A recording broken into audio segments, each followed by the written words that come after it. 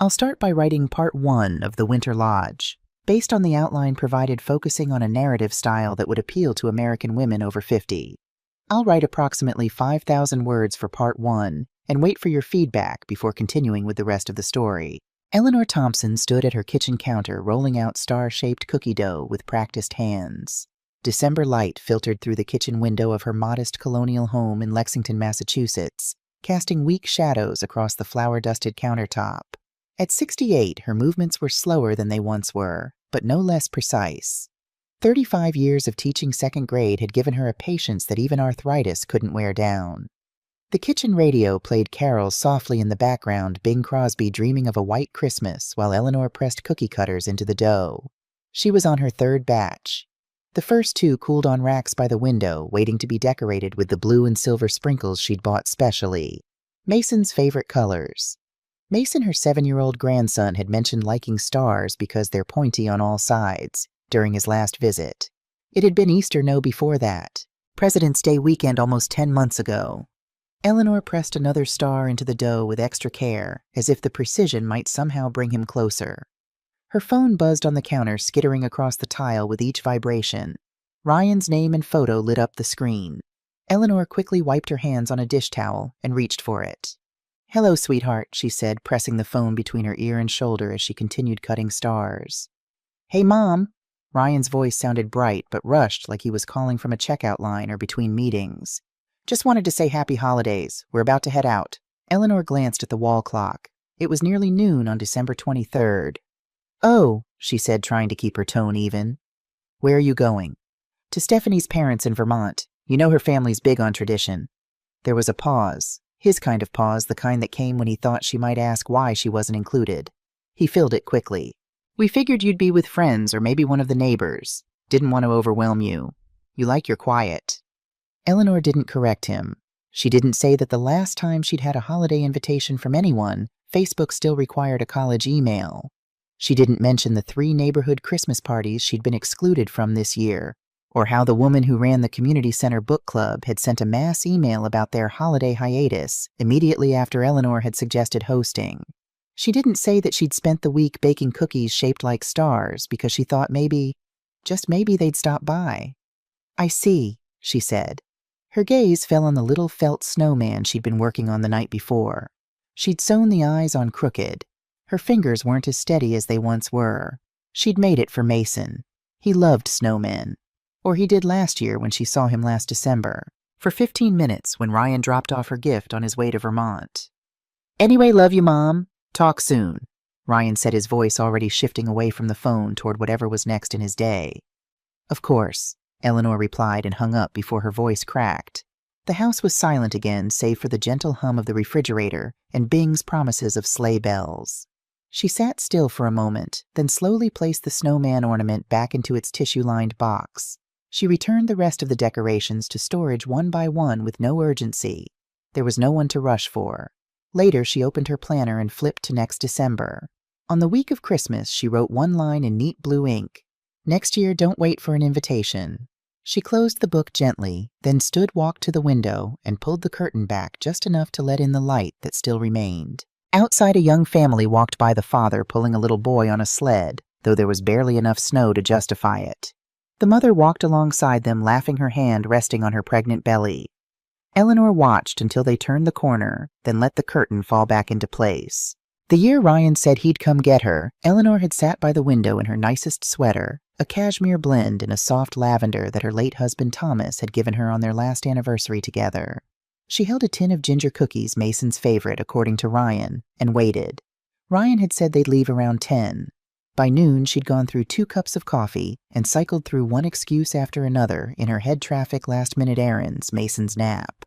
By 2, she'd called Ryan twice, both calls going to voicemail. By 4, the sun started dipping, and her phone lit up with a message. "So sorry, Mom. We got held up. Maybe next weekend." The weekend never came. Another year, she'd baked 3 pies from scratch apple pecan, and one of those chocolate cream ones Stephanie always liked. Eleanor had driven over to their home in Winchester, just 20 minutes away, to drop them off. She thought it was a kind gesture, even if she wasn't invited in. Their driveway was empty. The neighbor across the street, a woman in a red puffer jacket walking a tiny dog, waved and called out, They just left off to Vermont, I think. Hope you're joining them." Eleanor had nodded and smiled like she was. Then she drove home with 3 pies in the back seat and an ache in her chest that felt old, like something worn thin from being handled too many times. Now, a week after Ryan's call, Eleanor sat at her computer in the small office she'd made from the spare bedroom. The room still had Thomas's old desk and the bookshelf where he'd kept his collection of history books. The walls were the same sage green they'd painted together 15 years ago, though faded now where the afternoon sun hit them. She'd been sorting through old emails trying to find a recipe she'd sent herself years ago when she noticed Ryan's name appearing frequently in her inbox from previous Decembers. She clicked through them one by one, each message sounding eerily similar. "Can't make it this year, Mom, but definitely next. Stephanie's family already planned everything. Next time for sure. Mason has his heart set on skiing. We'll FaceTime on Christmas morning." They never did. She opened Facebook, something she rarely did anymore since most of her friends had either stopped using it or had passed away. Ryan's profile was active. He posted frequently about work achievements and family outings. She scrolled through his timeline, seeing photos from previous Christmases she hadn't been part of. There was Mason opening presents beside a massive tree in what appeared to be a ski lodge. There was Stephanie with her parents holding champagne glasses, everyone in matching red sweaters. There was Ryan with his arm around Stephanie's brother, grilling on a deck overlooking mountains. Then she saw it. A post from Stephanie 3 years ago. "Another amazing Thompson-Williams family Christmas tradition. So grateful for everyone who makes this special time of year so meaningful. Hashtag blessed family tradition." Eleanor stared at the hashtag. Family tradition. As if this gathering had been happening for generations, a sacred ritual with deep roots, while she sat alone in Lexington with her Christmas cactus and the silver bell collection Thomas had started for her. She clicked on Stephanie's profile. Her daughter-in-law posted much more than Ryan, cataloging their life in carefully filtered images and cheerful captions. Eleanor scrolled back through the years, finding photo after photo of Christmas gatherings at the Williams Vermont home. The same people appeared year after year: Stephanie's parents, her 2 brothers and their wives, a growing collection of cousins for Mason to play with. Not once was Eleanor in any of the photos. Not once was she mentioned in the captions about complete family and everyone we love all together. She'd been excised so completely it was as if she'd never existed. She closed the laptop with more force than she'd intended, causing a framed photo on the desk to wobble. It was of Ryan at his college graduation, Eleanor and Thomas flanking him, all 3 smiling broadly. Thomas had died 6 months later. "You'd be disappointed," she said to the photo, "but you'd understand." The hardest truth wasn't that she wasn't invited. It was that Ryan had created an elaborate fiction to her, and possibly to himself, about why she couldn't come, never admitting what was increasingly obvious: she simply wasn't part of the vision Stephanie had for their family holidays. Eleanor rose from the desk and went to the kitchen to make tea. The Christmas cactus on the windowsill had bloomed early this year, its fuchsia flowers drooping over the pot's edge. She touched one gently. "At least you're consistent," she told it. The last gift Eleanor had received from them came 2 years ago. It was a candle, lavender-scented, half-burned, no tag, wrapped hastily in tissue paper and placed in a reused gift bag with remnants of tape still clinging to the handles. She'd recognized the candle immediately. It was from Stephanie's self-care collection, frequently featured in her Instagram posts. Eleanor had placed it on her coffee table and lit it once, watching the flame reflect in the window as darkness settled outside. The scent was artificial, nothing like real lavender, which she'd grown in her garden for years. It wasn't the quality of the gift that hurt. It was the thoughtlessness. A half-used candle probably grabbed from a drawer when Ryan suddenly remembered they should bring something for his mother. This year, she'd received nothing yet. Not even a card, though she'd sent 3 carefully selected gifts: a remote-control helicopter for Mason, an expensive bottle of bourbon for Ryan, the kind Thomas used to drink, and a cookbook on French cuisine for Stephanie, who'd mentioned wanting to elevate her dinner party game in a Facebook post. Eleanor had included gift receipts, wrapped everything in thick paper with ribbon, and driven to the post office on December 1st to ensure timely arrival. She hadn't received any acknowledgement that they'd arrived, though the tracking confirmed delivery. The day before Christmas Eve found Eleanor at Jessica Kendall's small gathering. Jessica had been a fellow teacher at Lexington Elementary, and they'd maintained a friendship even after both had retired. The party was modest, just 6 women around Jessica's dining table, sharing potluck dishes and stories about grandchildren. "How's Mason?" asked Doris Chen, spooning more sweet potato casserole onto her plate. "Must be, 7 now?" 8 next month, Eleanor said, smiling. "He's reading above grade level. Ryan says he might skip ahead in math." She didn't mention that this information came from Ryan's Facebook updates, not from direct conversations. She'd learned to piece together her grandson's life from social media breadcrumbs. "They coming to visit for the holidays?" Jessica asked, refilling wine glasses. Eleanor took a sip of her Chardonnay before answering. "They have standing plans with Stephanie's family in Vermont. Big ski tradition." "Every year?" Doris frowned. "Don't they alternate? It's complicated," Eleanor said, using the phrase Ryan often deployed when he didn't want to explain something. "Stephanie's parents have this big lodge and all her siblings go. It makes sense for them." Was all Doris said, but her expression spoke volumes. After the party, Eleanor drove home through neighborhoods decorated with lights and inflatable snowmen. She pulled into her driveway, the only one on the street without decorations, and sat in the car for a moment, listening to the engine tick as it cooled. Inside, she found a package on her doorstep. The label confirmed it was from Ryan's family. She carried it inside, setting it on the kitchen counter while she removed her coat and boots. The box was lightweight, wrapped in gold paper with a pre-made bow affixed to the top. She opened it slowly, lifting the tape with her fingernail to preserve the paper, an old habit. Inside was a small gift bag with tissue paper, and inside that, another candle. New this time at least. The label read Vanilla Bean and Comfort, a generic holiday gift if there ever was one. There was a card store-bought signed quickly, "Merry Christmas, love Ryan, Stephanie, and Mason." Mason's name was in Ryan's handwriting. No personal note. No mention of seeing her soon or missing her. Eleanor placed the candle beside the half-burned lavender one from 2 years ago. A matched set of afterthoughts. That night she couldn't sleep. She sat up in bed at 2 a.m. scrolling through her phone. Stephanie had posted again. "Christmas Eve, prep decluttering our lives and our holiday. Being intentional about minimalist celebrations this year. Only the essentials. Hashtag minimal Christmas, hashtag intentional living." The accompanying photo showed neatly wrapped packages, all in coordinated paper arranged beneath a perfectly decorated tree. Eleanor recognized one, the French cookbook she'd sent rewrapped in Stephanie's aesthetic. Something shifted in Eleanor that night, lying in the dark with the blue glow of her phone illuminating her face. The sadness that had been her constant companion began to transmute into something sharper, more defined. Not quite anger, but a clarity that felt adjacent to it. She opened her laptop and didn't search for flights or family getaways or how to fix relationships with adult children. She searched for something quieter, cabins, property listings, homes for sale in the mountains of New Hampshire. She didn't want a new life. She wanted a new place to keep the one she already had without the ache of being remembered too late. The listings loaded slowly, one after another. A-frame homes, snow-covered porches, rooms with high windows and quiet ceilings. Eleanor scrolled past properties that were too large, too remote, or trying too hard to be luxurious. She wasn't looking for a showpiece. She was looking for peace. And then she saw it. A cedar-sided cabin with a wraparound porch nestled against the White Mountains. 3 bedrooms, 2 baths, and windows everywhere, capturing a view of pine-covered slopes and sky. It looked solid and unpretentious, like it had been there for decades, watching the seasons change without needing to announce itself. The broker's name was Olivia Green. Eleanor hesitated, her cursor hovering over the contact button.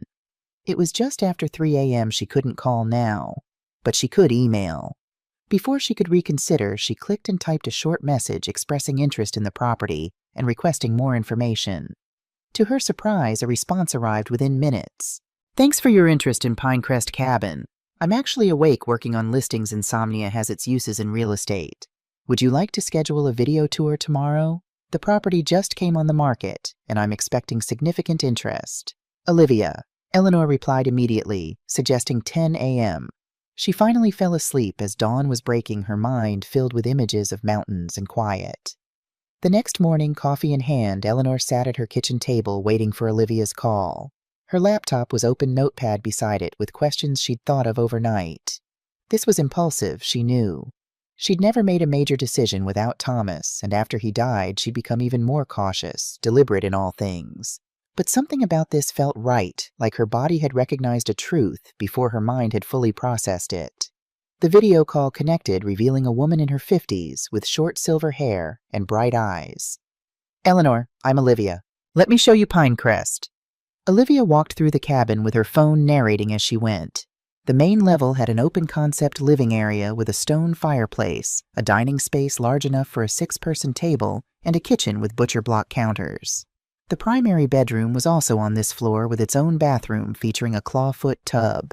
Upstairs were 2 smaller bedrooms and another bathroom. "The previous owners used this as a vacation home for 30 years, Olivia explained, turning the camera to show the view from the back deck. "They're moving to Arizona to be near grandchildren." Eleanor nodded, though Olivia couldn't see her. "The view is spectacular." "That's not bad," Olivia said with understatement, turning the camera slowly to capture the panorama of mountains.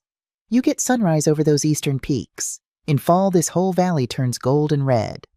"Is there good internet?" Eleanor asked, surprising herself with the practical question. Fiber was just installed last year. The town of Pine Tree Valley is small, about 900 people, but progressive. Good library, community center, a couple of decent restaurants. Nearest real shopping is in Conway, about 20 minutes away. Eleanor didn't say much, just nodded and let Olivia talk. But something in her was already moving forward. She felt it when she saw the chipped tile in the kitchen, the way the hallway curved slightly at the end, the silence in the background deep and uninterrupted.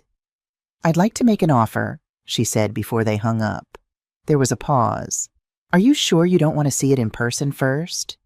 "No, I've seen enough houses filled with noise. I want this one." Olivia studied her through the screen. "May I ask why New Hampshire? Are you from this area?" Eleanor hesitated, then decided on honesty.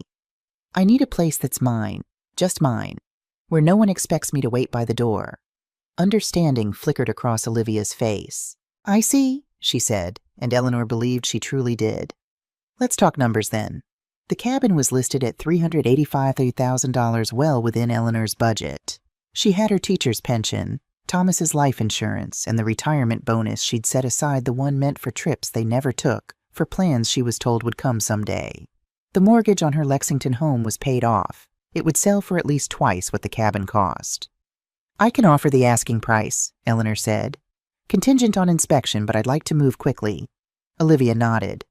"I'll draw up the paperwork today. We'll need to move fast. The market up here is hot, even in winter. People fleeing cities looking for exactly what you are." After they hung up, Eleanor sat still, her coffee cold beside her. Had she really just made an offer on a house she'd only seen through a screen? A house hundreds of miles from the only home she'd known for decades. "Yes," she said aloud to the empty kitchen. "I did." The wire transfer cleared on a Tuesday. By Thursday, the papers were signed. 2 weeks later, the keys came in a plain envelope delivered by a courier who barely made eye contact. Eleanor held them in her hand for a long time, feeling their weight, the ridges and valleys that would unlock a door she'd never seen in person. She didn't tell Ryan. She didn't tell anyone. Not the women at her book club. Not her sister-in-law in Portland, who only called when someone died. Not even Mrs. Finch next door, who still leaned over the fence every December to ask, baking something special for when Ryan comes by. Eleanor just smiled the next time Mrs. Finch asked and didn't correct her assumption. She didn't explain that she was packing up 30 years of life, sorting through what to keep, what to store, what to leave behind. She didn't say that she'd hired a management company to handle renting out her Lexington home, or that she'd signed up for mail forwarding, or that she'd already found a small storage unit near Pine Tree Valley for the furniture she couldn't bear to part with, but didn't immediately need. She just smiled and said, "Just some gingerbread this year. Simple." January brought a snowstorm that blanketed Lexington in 8 inches of powder. Eleanor watched from her window as neighbors struggled to clear driveways and children built snowmen in front yards. Her own driveway remained untouched. She had nowhere to go. Her phone rang, displaying Ryan's name. It had been almost a month since their last conversation. "Mom, are you okay? I saw on the news that Lexington got hit pretty hard." "I'm fine," she said, watching a father and daughter have a snowball fight across the street. "The plow came through early. I have everything I need." "Good, good." He sounded distracted. "Hey, so I've been meaning to call. We're thinking about taking a trip for spring break. Mason's been wanting to go to Disney World, but we might do something more low-key. Maybe the Cape. Would you be interested in joining us?" Eleanor's heart gave a familiar lurch of hope before she caught herself. How many tentative invitations had dissolved over the years? How many we should get togethers had never materialized? When exactly, she asked. Mid-April, probably. We haven't set dates yet. Stephanie's trying to coordinate with her brother's family. They might join us. And there it was. Another family vacation where she'd be the afterthought, the obligation watching from the periphery as Stephanie's family created more traditions that didn't include her. I'll have to check my calendar, she said. I might have plans. Ryan laughed, the sound slightly condescending. In April, what plans? Eleanor felt her spine stiffen. I do have a life, Ryan. Of course you do, Mom. I just meant look no pressure. Let us know if you want to join. Mason would love to see you. After they hung up, Eleanor sat with the phone in her lap, looking around the living room with its familiar furniture, the photos on the wall, the view she'd seen for 30 years. This house had been a home once filled with laughter and arguments, and the everyday choreography of a family moving through life together. Now it was just a container for memories, a place she maintained out of habit rather than joy. She picked up her laptop and opened a new tab. She didn't need to search. The bookmark was waiting, Pinecrest Cabin, my new home. She clicked through the photos again, imagining herself in each space. The living room with a book by the fire. The kitchen with a single mug on the counter. The bedroom with its view of mountains rather than the neighbor's vinyl siding. A new email arrived from Olivia. Eleanor just checking in. The inspection report came back clean, just the few minor issues we discussed. Water heater approaching end of life, some gutters needing repair. I've attached the final paperwork. Once you sign, the place is officially yours. When are you planning to visit, Olivia? Eleanor hadn't told Olivia she was planning to move permanently, not just visit. She'd been vague about her intentions, partly because she was still processing them herself. She opened her video chat app and called Olivia directly. The broker answered on the second ring, appearing to be in her office, a wall of property listings visible behind her. Eleanor, I was just thinking about you. Did you get my email? I did. Thank you. Eleanor paused, gathering her courage. I'm not just visiting. I'm moving there, permanently. If Olivia was surprised, she didn't show it. I had a feeling. The questions you were asking, they weren't vacation home questions. I haven't told my family yet. That's your business, Olivia said without judgment. But from a practical standpoint, when are you planning to make the move? The mountains in February can be challenging. Eleanor looked out at the snow-covered yard. Before the end of the month, I've arranged for movers, and I'm only bringing essentials at first. I'll need recommendations for contractors, the water heater, the gutters. I'll send you my list. There's a handyman, Jack Foster, who lives about half a mile from your place. Retired contractor, does small jobs to keep busy. Everyone uses him. Eleanor nodded, feeling a plan solidifying. I'd like to close as soon as possible. We can do that. I'll update the paperwork today. Olivia hesitated. Eleanor, I don't mean to pry, but are you sure about this? It's a big change, especially alone. The question should have given Eleanor pause, made her reconsider. Instead, it crystallized her resolve. I've been alone for a long time, Olivia. The difference is now I'll be alone in a place that doesn't echo with absences. After they hung up, Eleanor opened her planner and began making lists what to pack first, which utilities to transfer, who to notify. She worked methodically the way she'd planned lessons for decades, breaking down the overwhelming into manageable steps. That evening, her doorbell rang. It was Jessica holding a casserole dish. Thought you might like some company, she said, stepping inside without waiting for an invitation. And my lasagna, which I made too much of as usual.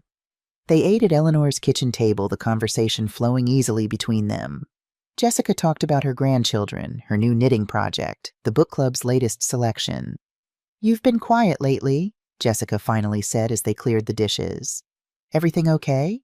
Eleanor considered telling her everything about Ryan's neglect, about the cabin, about her plans to leave. Jessica would understand, might even support her. But once she told one person, it would become real in a way she wasn't ready for yet.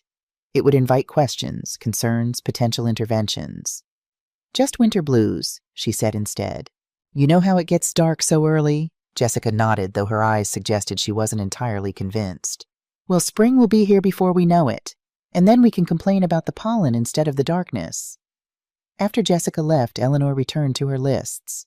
As she worked, her phone dinged with a notification. It was Facebook. Ryan was live. Without thinking, she clicked. The video showed Ryan, Stephanie, and Mason in what appeared to be an airport. "Surprise midwinter getaway," Ryan was saying to the camera. "Headed to the Bahamas for a week of sun and sand."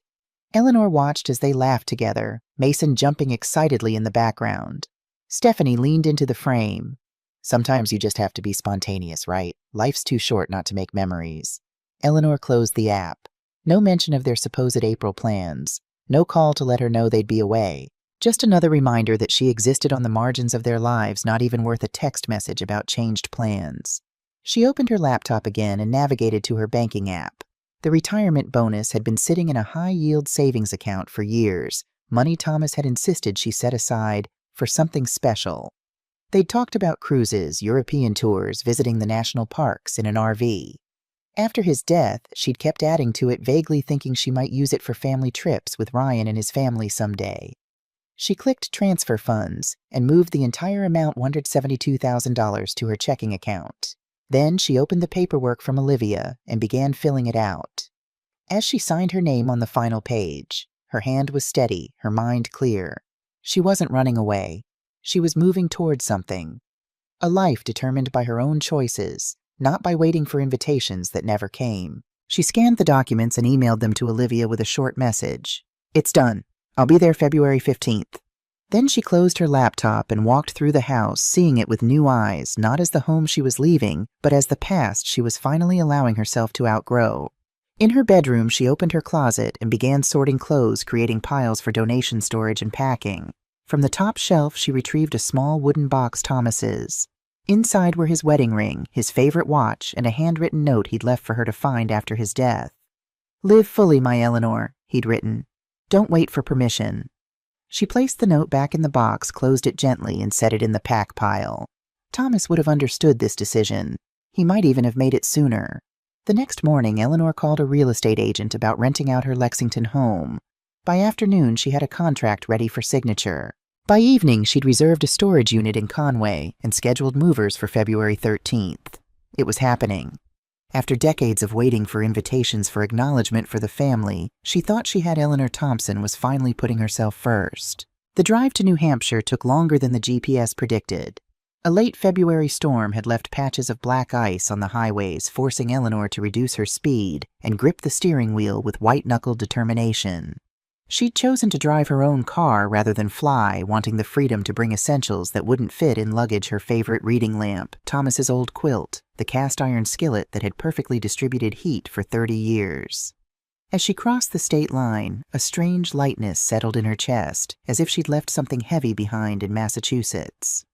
The traffic thinned, replaced by snow-laden pines and mountains rising in the distance, their peaks disappearing into low-hanging clouds. "Almost there," she said to herself, glancing at the passenger seat where she'd placed her planner open to a checklist for arrival. The cabin keys glinted beside it, attached to a wooden keychain shaped like a pine tree that Olivia had included with the closing documents. The GPS directed her off the main highway onto progressively narrower roads. The final turn was easy to miss, just a simple wooden sign reading Pine Hollow Road, nearly obscured by snow. The road itself was plowed but not sanded, requiring Eleanor's full concentration as her sedan climbed the gentle incline. And then around a bend she saw it. The cedar siding was darker than in the photos, weathered by mountain winters, but the green shutters and wraparound porch were exactly as she'd imagined. Smoke rose from the chimney Olivia had mentioned. She'd have the caretaker start a fire to warm the place before Eleanor's arrival. She parked in the cleared driveway and sat for a moment, letting the engine idle heat blasting against the February chill. This was real. She had done this.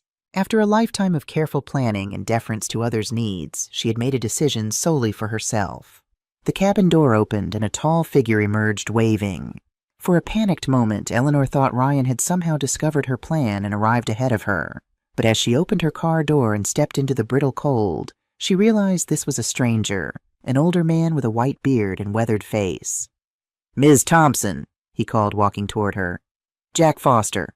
Olivia asked me to get the place warmed up for you." "Mr. Foster, thank you." Eleanor extended her hand, which disappeared into his large, calloused palm. "Please call me Eleanor." Jack then. His smile crinkled the corners of his eyes. "Got the fire going and the heat up." Checked the pipes, too. We had a cold snap last week that had everyone worried about freezing. Eleanor nodded, looking past him to the cab in her cabin. I appreciate that. I'm afraid I'm not very experienced with mountain living. You'll learn quick, Jack said, then gestured to her car. That all you brought? The movers are coming tomorrow with the essentials. This is just what I needed immediately. They carried her overnight bag groceries and the few personal items she'd brought inside. The interior was both familiar from the video tour and entirely new. The main room was larger than it had appeared on screen, with exposed beams crossing a cathedral ceiling. The stone fireplace dominated one wall, flames crackling behind a glass insert. The furniture was sparse, just what had come with the purchase. A worn leather sofa, 2 mismatched armchairs, a pine coffee table with water rings marking its surface.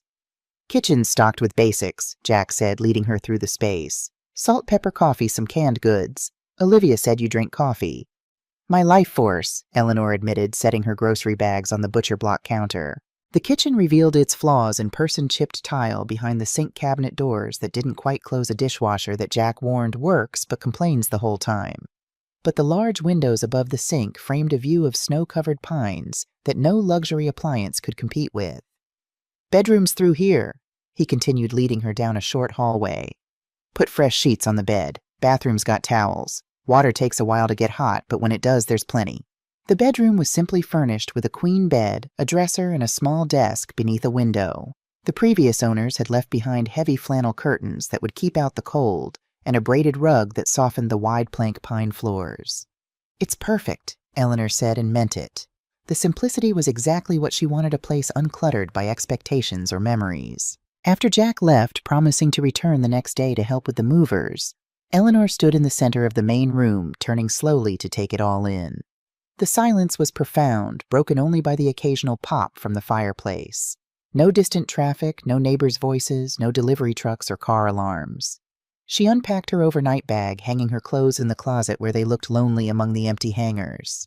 In the bathroom, she arranged her toiletries on the pedestal sink, noting the cracked tile in the shower and the stubborn drip from the faucet. The clawfoot tub stood on uneven feet, requiring a shim under one to prevent rocking. These imperfections didn't disappoint her. Rather, they made the place feel authentic, lived in, waiting for her own marks to join those of previous inhabitants. She returned to the kitchen and put away her groceries enough for a few days until she could properly stock up. The refrigerator hummed loudly, another quirk to add to the growing list. As darkness fell, Eleanor made a simple dinner of soup and bread, which she ate standing at the kitchen window, watching snow begin to fall in lazy spirals. After washing her dishes, she carried her mug of tea to the sofa and sat before the fire, letting the warmth seep into her bones. Her phone had been silent all day. No calls, no texts, not even junk emails. She'd told no one where she was going, what she was doing. For the first time in her adult life, she was completely untethered from others' knowledge or expectations. It should have been frightening. Instead, it felt like release. She slept deeply that night, despite the unfamiliar creaks of the cabin settling and the occasional howl of wind through the pines. When she woke, sunlight was streaming through the bedroom window, illuminating dust motes dancing in the air. The moving truck arrived at 10, followed closely by Jack in his pickup. Together, they directed the movers where to place the furniture. She'd brought her reading chair, Thomas's desk, the dining table that had hosted 30 years of family meals, now reduced to seating for 4 instead of 8. Her mattress from home replaced the lumpy one that had come with the cabin. Her bookshelves, only half filled now after donating most of her collection, flanked the fireplace. By afternoon, the movers had gone, and Jack was helping her unpack kitchen boxes. "You're handy with tools?" she asked as he tightened a loose cabinet hinge. 40 years in construction before I retired, he said. Now I just do odd jobs for neighbors. Keeps me busy. I'd like to hire you if you're available, Eleanor said. There's a list of things that need attention. Jack nodded. Happy to help. What's first? They walked through the cabin together, Eleanor noting each issue, the dripping faucet, the uneven tub, the kitchen tiles, the water heater that was on its last legs according to the inspection report. Might be simpler to renovate the whole kitchen and bath, Jack suggested. These cabinets have seen better days. Eleanor considered this. I'd like to start with the necessities, the water heater, the plumbing. Then I can decide about larger projects. Smart approach, Jack said. Never rush into gutting a place. Live in it a while, see how you use it. He looked at her curiously. Planning to stay long-term, then? The question caught her off guard. Was she... She'd been so focused on getting away from Lexington from the emptiness of waiting for Ryan's attention that she hadn't fully articulated what long-term meant. Yes, she said finally. This is home now. Jack nodded as if her answer confirmed something he'd already suspected. Well, welcome to Pine Tree Valley. It's a good community once you get to know it. After he left, promising to return the next day with parts for the bathroom faucet, Eleanor continued unpacking.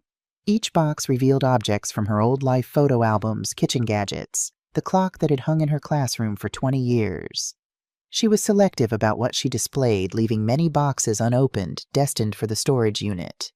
As she worked, a sense of guilt crept in. Was she abandoning Ryan? Running away from problems she should have addressed directly?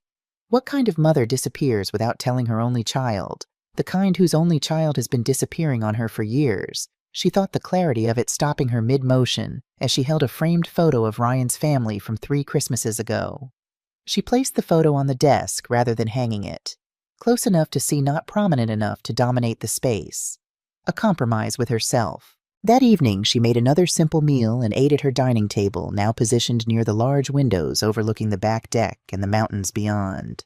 Snow had begun again, falling in thick, wet flakes that clung to the pine branches. Her phone chimed with a text from Olivia. Settling in okay weather report, says 6-8 inches overnight. Make sure you're stocked up on essentials. Eleanor realized she hadn't thought about snow removal. In Lexington, she'd had a service that cleared her driveway and walkway after every storm. Here she had no idea what the protocol was. She texted back, "All good so far. Is there a plowing service I should contact for the driveway?" Olivia's response came quickly. "Jack usually handles it for this road. He's got a plow attachment for his truck. I'll let him know you're there now." Relief washed over her.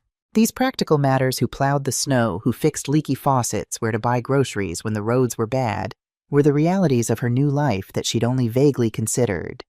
The independence she sought came with responsibilities she was only beginning to understand. Later, as she prepared for bed, Eleanor opened her planner and began a new list titled Cabin Improvements. She worked methodically, prioritizing by necessity rather than desire. Water heater first, then plumbing issues, then the kitchen tiles.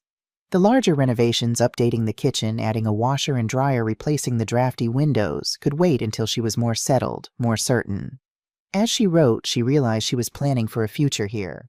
Not just an escape, not just a temporary solution to her loneliness, but a life. Her life chosen deliberately. The thought both terrified and exhilarated her.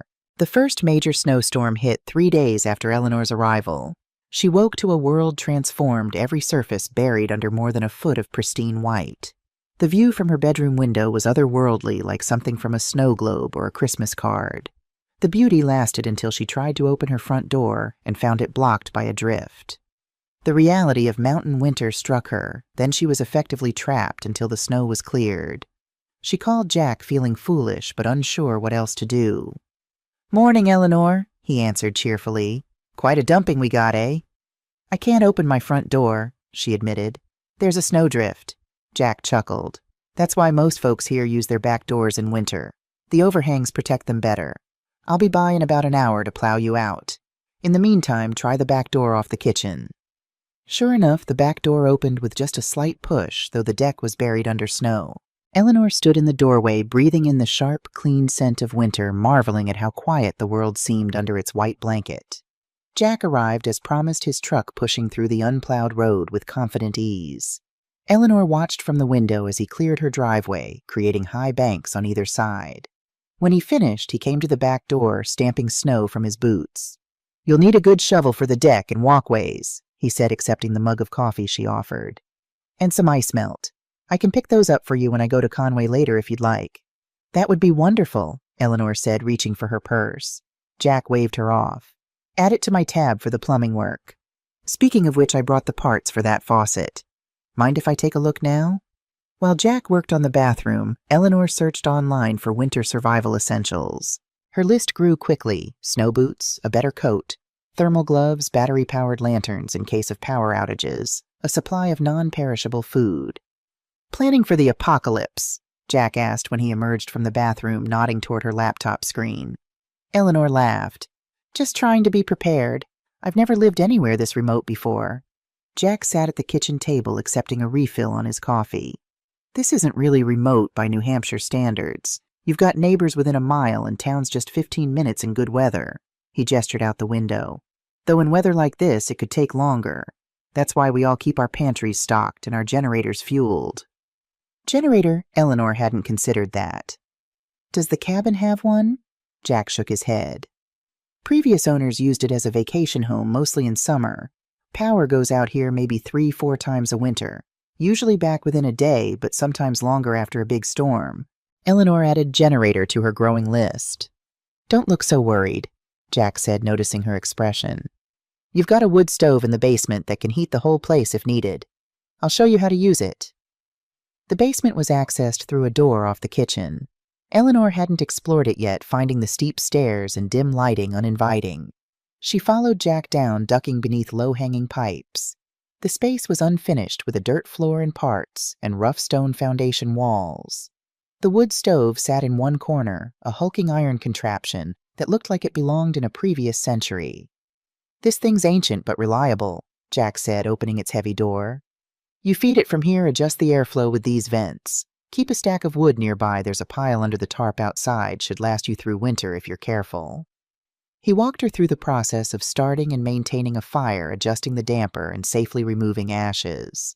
Eleanor tried to absorb it all, though the prospect of depending on this primitive heating method was daunting. What about the furnace? She asked. Wouldn't that still work with a generator? Sure, if you get a whole house generator. Portable one would just power some lights and maybe the refrigerator. Furnace draws too much. He closed the stove door. But look, don't panic. Power outages aren't that common, and when they happen, folks here look out for each other. Back upstairs, Jack made a list of local services Eleanor should know about: the nearest grocery store, the hardware store in town, the medical clinic, the library with its reliable internet connection. Cell service can be spotty during storms, he warned. Library's got satellite internet that usually stays up, and Maggie's bakery downtown has a generator she stays open during outages, becomes a kind of community center. Eleanor took notes, the reality of her new life becoming clearer. This wasn't just a quiet retreat from her problems. It was a completely different way of living with its own challenges and rhythms. After Jack left, promising to return with snow supplies, Eleanor stood at her kitchen window watching as another flurry began. The isolation she'd sought now felt more complex, not just freedom from expectations, but responsibility for her own survival in a way she'd never experienced. That night, the wind picked up, howling around the cabin's corners and rattling the old windows. Eleanor sat before the fireplace, wrapped in Thomas's quilt, listening to the storm and reading one of the books she'd brought, a collection of essays about New England that now seemed particularly relevant. Her phone chimed with a text. She expected Olivia or Jack checking on her. Instead, it was Ryan. Hey, Mom tried calling your house phone, but no answer. Everything okay? Eleanor stared at the message. Ryan hadn't called her cell phone, just the landline at the Lexington house. He hadn't noticed or hadn't cared enough to investigate that she hadn't responded to his texts for almost a week. She typed several responses, deleting each one. I'm fine, just busy. I've moved to New Hampshire. Surprise. Does it matter to you if everything is okay? In the end, she settled on simple truth. I'm fine. Taking some time for myself. We'll call soon. His response came quickly. Stay warm, it's nasty out there. No questions about what taking time for myself meant. No curiosity about where she might be. Just a thumbs up and a weather observation. Eleanor set her phone aside, returning to her book, but the words blurred on the page. Had she made a terrible mistake? Would a better mother have tried harder, communicated more clearly, fought for her place in her son's life rather than retreating to a cabin in the mountains? Or had she simply recognized finally that continuing to orbit Ryan's life as a distant satellite was depleting her without nourishing either of them? The questions circled as the storm raged outside, until finally she closed her book, banked the fire, according to Jack's instructions, and went to bed. Sleep came fitfully punctuated by strange dreams of searching for something in endless snow. She woke to silence. The storm had passed, leaving behind a pristine landscape and a sky of perfect blue. The thermometer outside her kitchen window read 5 degrees. Eleanor dressed in layers, following Jack's advice about mountain winters, and ventured onto the back deck with a mug of coffee. The cold hit her lungs sharply with each breath, but the sun was bright enough to create a sense of warmth, if not the reality of it.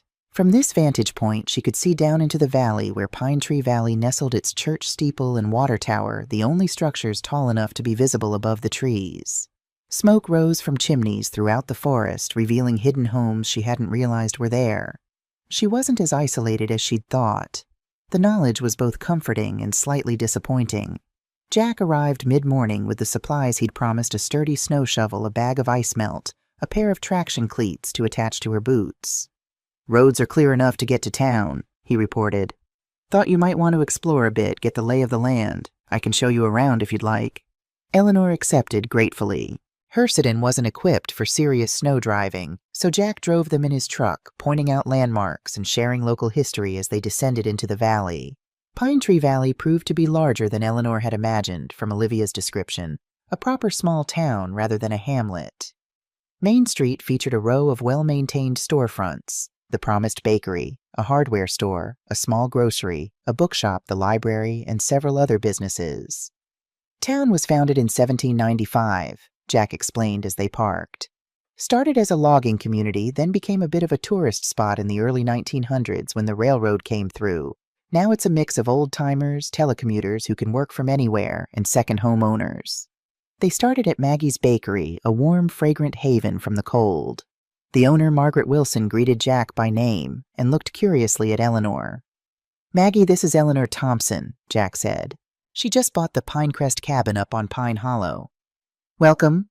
Margaret extended a flour-dusted hand. "We heard someone bought the Hendersons' place. You're staying through winter then, not just a weekend visitor."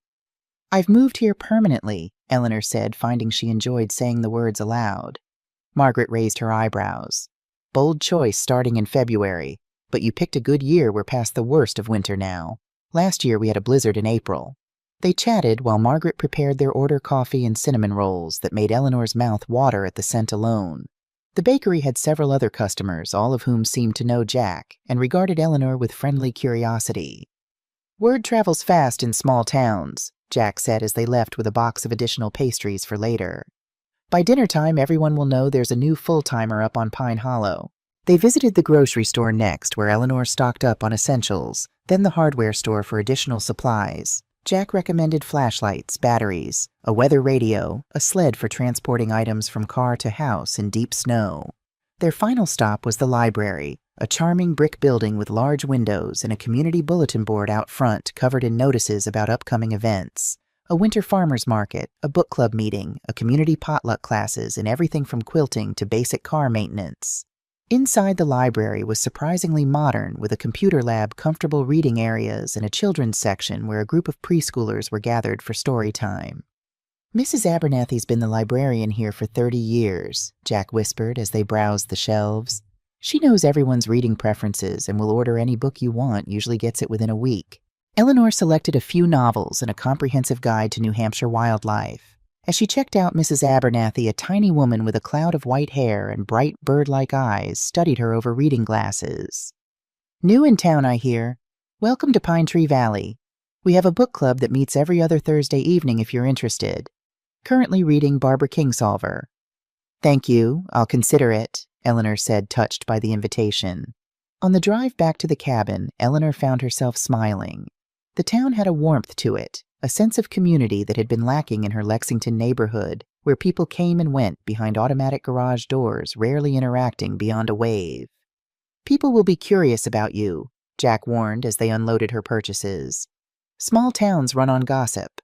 They'll want to know your story, why you moved here, where you came from, whether you're running from something or towards something." Eleanor considered this. "What should I tell them?" Jack shrugged. "Truth works, or as much of it as you're comfortable sharing. Most folks here mind their own business once their curiosity is satisfied." After Jack left, Eleanor spent the afternoon arranging her new purchases and organizing the kitchen to her liking. As she worked, she found herself thinking about the book club Mrs. Abernathy had mentioned. It would be a way to meet people, to start building connections in this new place. But did she want connections? Hadn't she come here partly to escape the obligations of relationships? No, she realized as she shelved her new books. She hadn't come to escape relationships altogether. Just the one-sided ones that left her always waiting, always hoping for inclusion that never fully materialized. She'd come to start fresh, to create a life centered on her own choices rather than others' convenience. That should include new friendships, new community ties, but on terms that respected her worth. That evening, she did something she'd been avoiding. She opened the boxes containing Christmas decorations she'd brought from Lexington. Not the full collection, most had gone to storage, but a small selection, the knitted stockings she'd made when Ryan was young, a few cherished ornaments, the nativity set Thomas had carved the year before his diagnosis. She looked at each piece, considering whether to display it in her new home. The nativity, yes, that was about Thomas's craftsmanship, not about failed family gatherings. One stocking hers to hang by the fireplace as a promise to herself that holidays could still be meaningful. But the rest she repacked carefully and set aside for the storage unit. This year she would not decorate a tree that no one would see. She would not hang stockings for people who wouldn't come to fill them. She would not create the illusion of a family holiday when the reality was solitude. Instead, she would create new traditions. What those might be she hadn't yet decided, but they would be hers, chosen deliberately rather than maintained out of obligation or hope. By the beginning of March, Eleanor had established a routine. Mornings began with coffee by the fire, reading one of her library books or working on a crossword puzzle. Then household tasks, cleaning, organizing, making lists for ongoing projects. Afternoons often included a drive into town for supplies, or simply to walk Main Street, gradually becoming a familiar face to the shopkeepers and locals. Jack came by every few days, working his way through her repair list and teaching her the peculiarities of the cabin, which doors stuck when humidity was high, how to adjust the thermostat to account for the upstairs being naturally warmer, where to find the electrical panel when a circuit inevitably tripped. On Tuesdays, she volunteered at the library shelving returns and helping with the children's story hour. Mrs. Abernathy Dorothy, as she insisted Eleanor call her, had welcomed her help with obvious relief. "Budget cuts," she explained as she showed Eleanor the system. "Lost my part-time assistant last year. Been running the place alone ever since." Eleanor enjoyed the work, finding it brought structure to her week and allowed her to meet more townspeople. Children came with parents or grandparents for story hour, giving her glimpses into the family dynamics of Pine Tree Valley. Young mothers gathered in the reading nook, sharing advice and gossip while their toddlers played with the library's toys.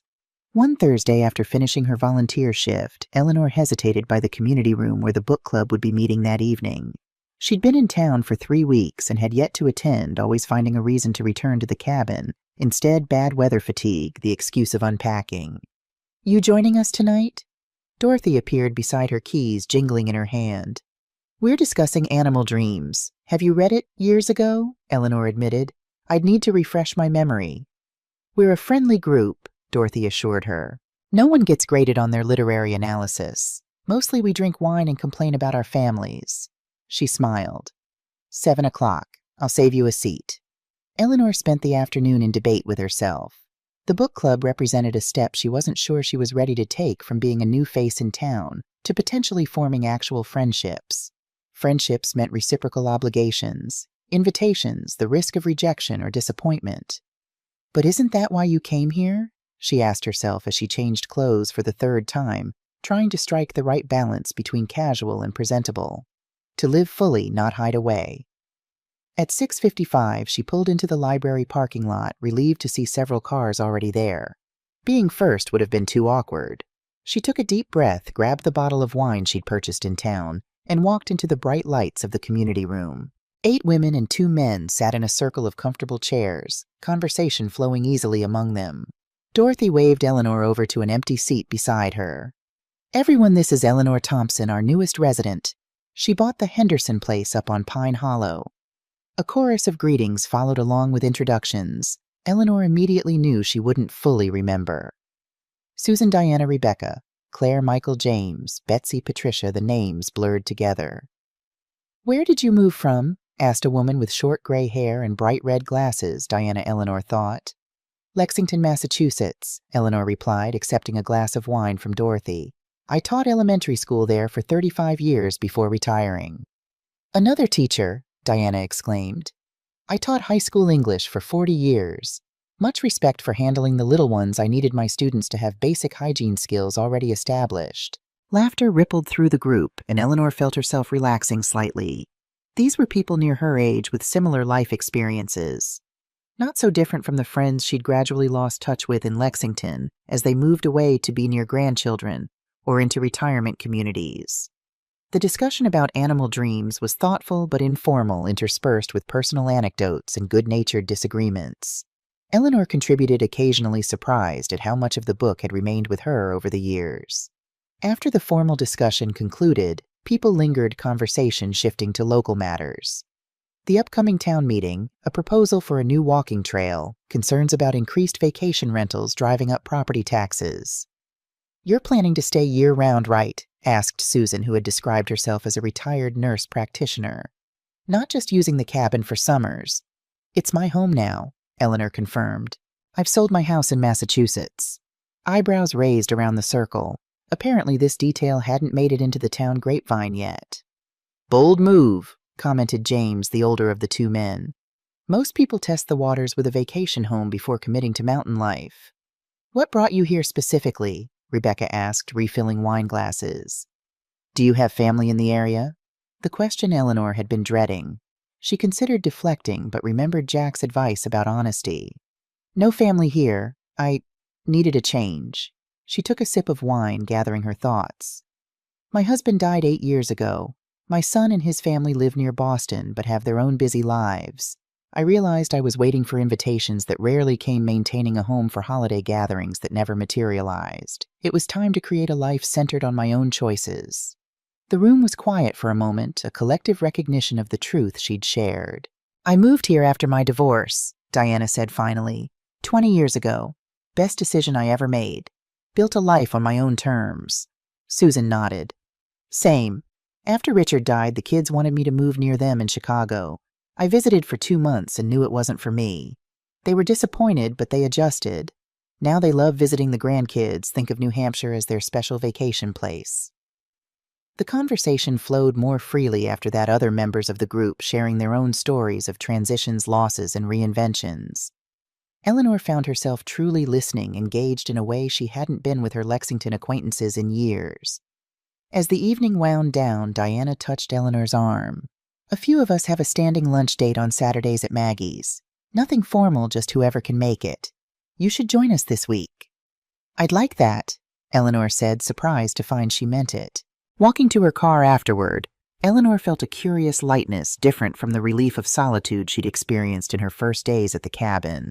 This was the pleasure of connection without expectation, people who had invited her into their circle simply because she was there, not because of decades-old family ties or obligations. The next day, she drove into Conway to visit the storage unit where the remainder of her Lexington belongings were kept. It was time to make decisions about what to bring to the cabin, what to sell, what to donate. As she sorted through boxes, she found herself being more ruthless than she'd expected. The formal china they'd used for holidays, donate. The extra bedding kept for guests who never came, donate. The Christmas decorations, except for the few meaningful pieces she'd already taken, sell or donate. She was creating space not just in the cabin, but in her life for new experiences, new traditions, new connections. When she returned home that afternoon, there was a car in her driveway. She didn't recognize a blue sedan with Massachusetts plates. For a wild moment, she thought Ryan had somehow tracked her down. Her heart raced as she parked beside it. But the figure that emerged from the car wasn't Ryan. It was Jessica, her friend from Lexington, wrapped in a puffy coat and looking both worried and irritated. 3 weeks, Eleanor, Jessica exclaimed as Eleanor approached. 3 weeks without a word. I had to bribe your mail carrier to tell me where your forwarding address was going. Jessica, Save it. Jessica cut her off, but there was more concern than anger in her voice. I was worried sick. Ryan called me, asked if I knew where you were. Said he couldn't reach you at home and you were giving vague texts about taking time for yourself. I had to pretend I knew all about your little mountain adventure. Eleanor felt a stab of guilt. In her determination to make a clean break, she hadn't considered how her disappearance would affect Jessica, her closest friend. I'm sorry, she said, genuinely contrite. I should have told you. Come inside, it's freezing out here. Inside, Jessica looked around the cabin with wide eyes, taking in the rustic charm and the spectacular view from the living room windows. Well, you certainly didn't downsize in the scenery department, she said, removing her coat. It's beautiful, Eleanor. But why the secrecy? Why not tell anyone you were leaving? Eleanor made tea while she explained about the years of waiting for invitations, about the half-burned candle gifts, about discovering she'd been excluded from family traditions that had been established without her. "I know all that," Jessica said gently. "I've watched it happen for years. What I don't understand is why you didn't say goodbye. Why you didn't let me help you move, or at least know where you were going." Eleanor sat across from her friend, cradling her mug. "I was afraid." "Of what?" "Of being talked out of it. Of being told I was overreacting, being too sensitive, not trying hard enough with Ryan and Stephanie. Of having to justify a decision I knew in my bones was right for me." She met Jessica's gaze. "And maybe a little afraid of the pain of saying goodbye to the one person in Lexington who would actually miss me." Jessica's expression softened. "Oh, Eleanor." She reached across the table to squeeze her hand. "I understand doing what you needed to do. I just wish I'd been part of it." "You're here now," Eleanor said, returning the squeeze. "And I have so much to show you." Jessica stayed for 2 days, sleeping in the guest room Eleanor hadn't yet furnished properly. They drove into town together, where Eleanor introduced her to Margaret at the bakery and Dorothy at the library. They walked the snowy trails behind the cabin, where Eleanor pointed out animal tracks Jack had taught her to identify. They cooked dinner in the kitchen with its chipped tiles and temperamental dishwasher, drinking wine and talking until late into the night. "You seem different here," Jessica observed their final evening. "More present. Less like you're waiting for something to happen." Eleanor considered this. "I think I am. In Lexington, I was always oriented toward what might come: a call from Ryan, an invitation for the holidays, news about Mason. Here, I'm just living each day as it comes." "And Ryan, are you going to tell him eventually?" The question Eleanor had been avoiding. "Yes, but not yet. I'm still finding my footing here, creating a life that's truly mine. Once that feels solid, I'll tell him. But on my terms, not as an apology or an explanation I need him to accept." Jessica nodded slowly. "I think that's wise. And I think he'll be shocked to discover his mother has a spine of steel beneath all that accommodating kindness." After Jessica left, promising to visit again in spring, Eleanor felt a renewed sense of purpose. The cabin was taking shape around her, becoming a home. The community of Pine Tree Valley was cautiously opening its doors to her. She was building a life plank by plank, nail by nail, choice by choice. That weekend, she joined Diana, Susan, and Rebecca for lunch at Maggie's. The conversation flowed naturally, covering books they'd read, the upcoming mud season, worse than winter, Diana warned, and local politics. No one asked probing questions about her past or her family. They simply included her in their present. Later, shopping at the small grocery in town, Eleanor ran into Patricia from the book club, who invited her to join a walking group that met 3 mornings a week. "Nothing strenuous," Patricia assured her.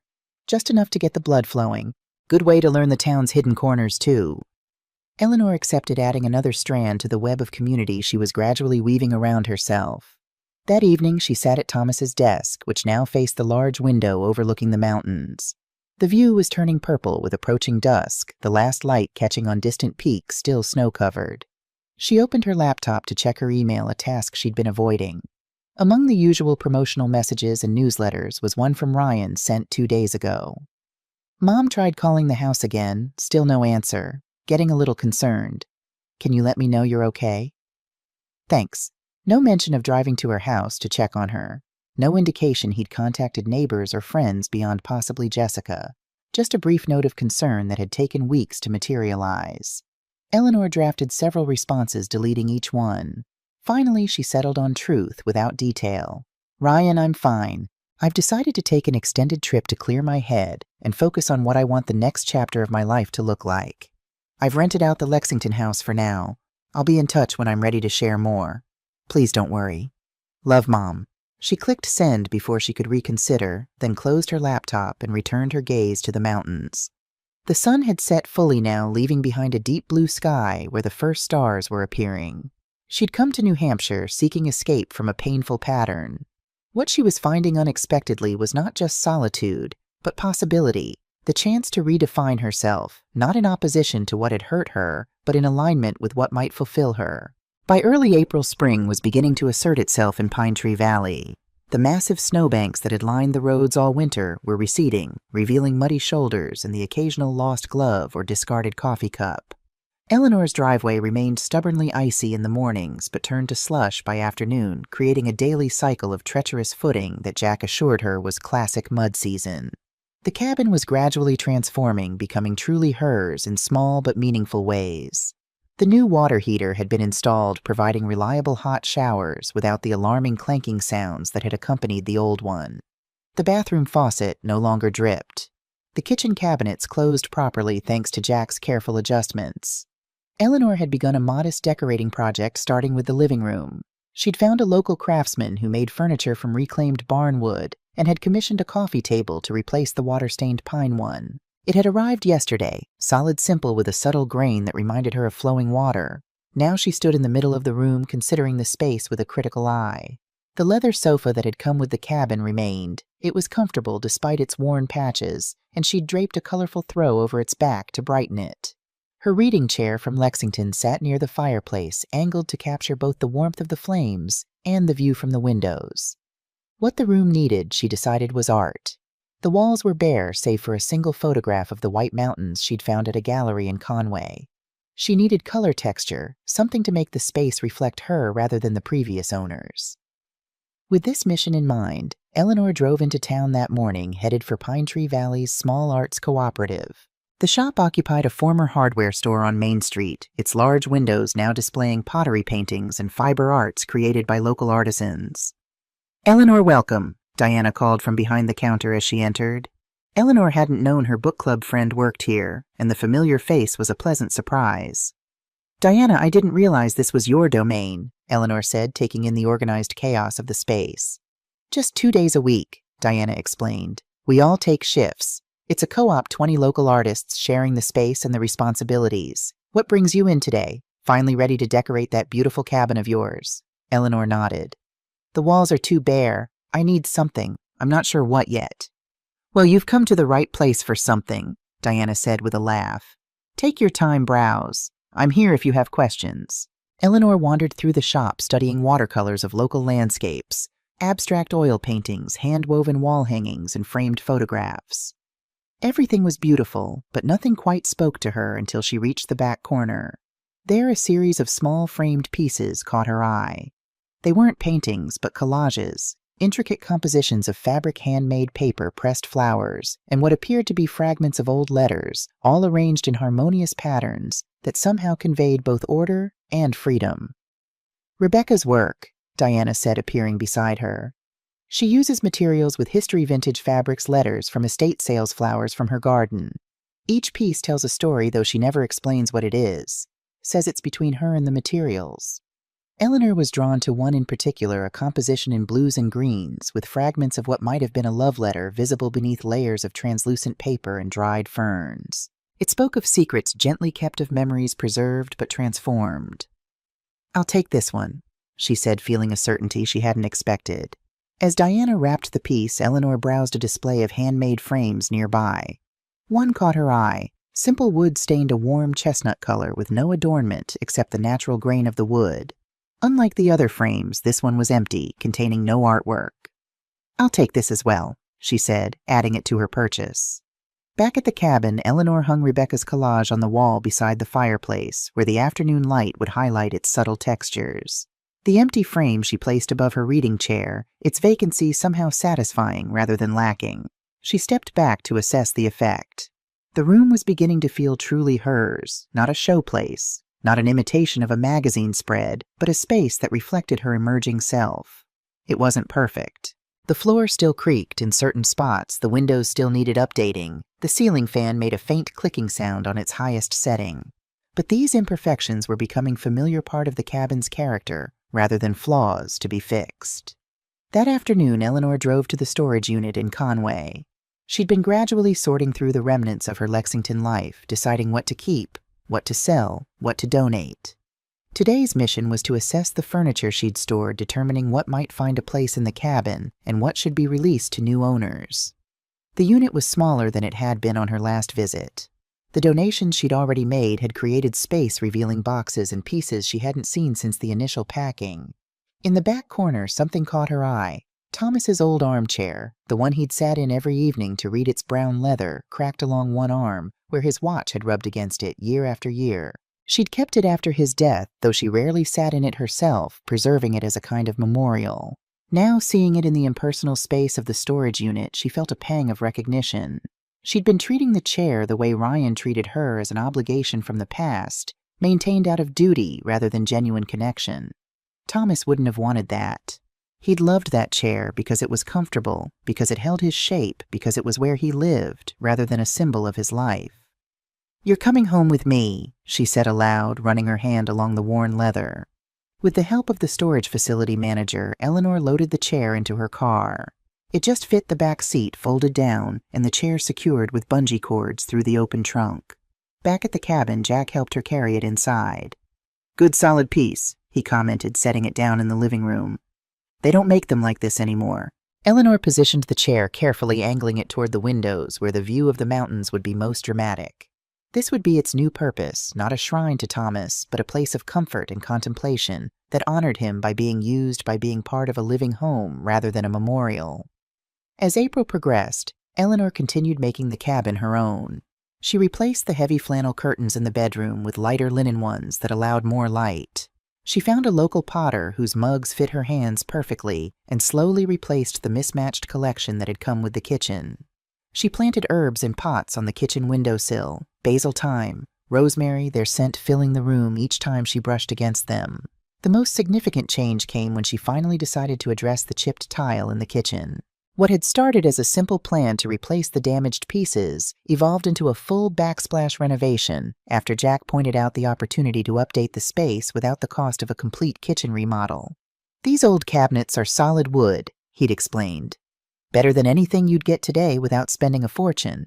But a new backsplash may be some updated hardware that would transform the whole room."